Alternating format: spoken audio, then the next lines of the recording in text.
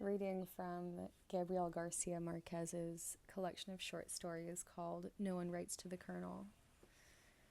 This entry is called One of These Days. Monday dawned, warm and rainless. Aurelio Escobar, a dentist without a degree and a very early riser, opened his office at 6.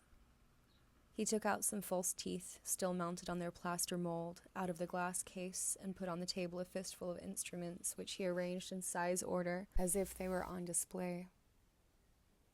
He wore a collarless striped shirt, closed at the neck with a golden stud, and pants held up by suspenders. He was erect and skinny, with a look that rarely corresponded to the situation, the way deaf people have of looking. When he had his things arranged on the table, he pulled the drill toward the dental chair and sat down to polish the false teeth. He seemed not to be thinking about what he was doing, but worked steadily, pumping the drill with his feet, even when he didn't need it.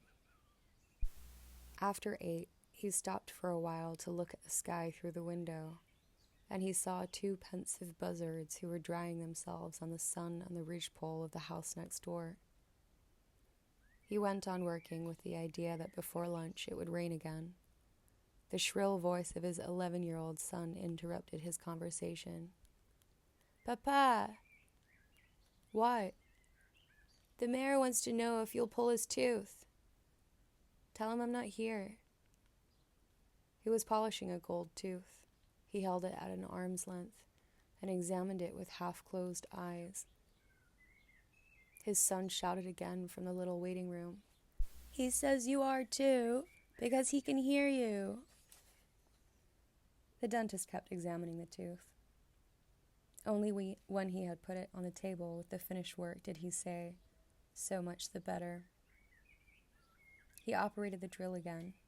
He took several pieces of a bridge out of a cardboard box where he kept the things he still had to do and began to polish the gold.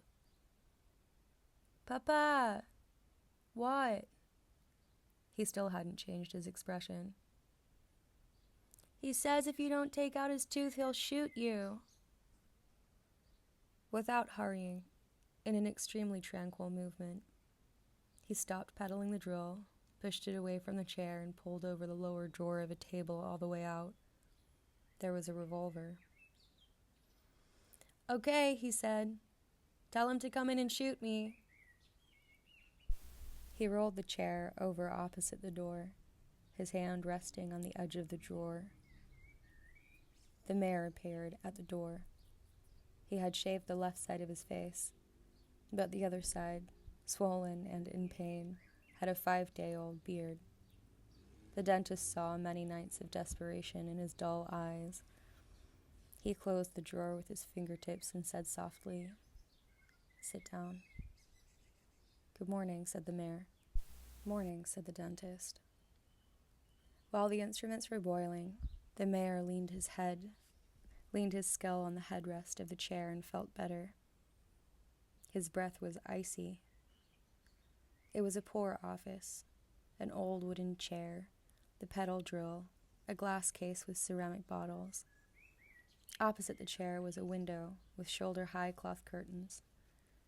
When he felt the dentist approach, the mayor braced his heels and opened his mouth.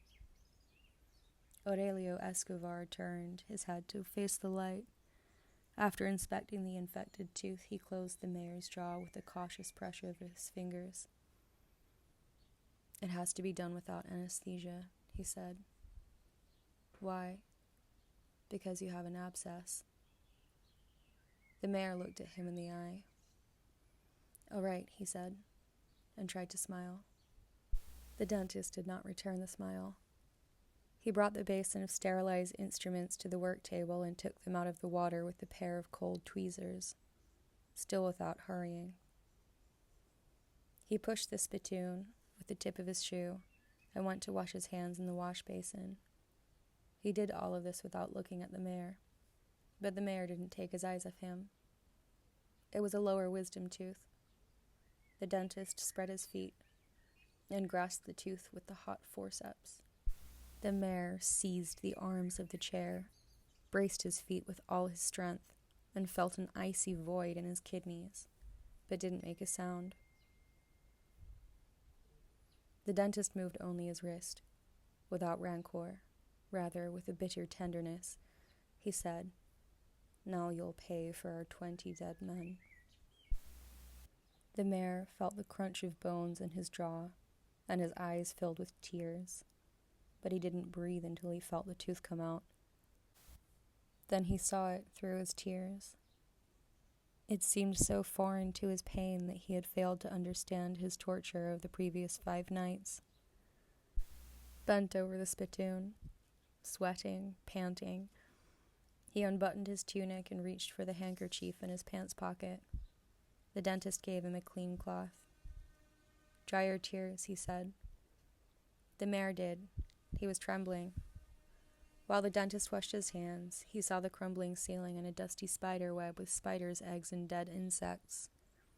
The dentist returned, drying his hands. "Go to bed," he said, "and gargle with salt water." The mayor stood up with a casual military salute and walked toward the door, stretching his legs without buttoning up his tunic. "Send the bill," he said. "To you or to the town?" The mayor didn't look at him. He closed the door and said through the screen, "It's the same damn thing."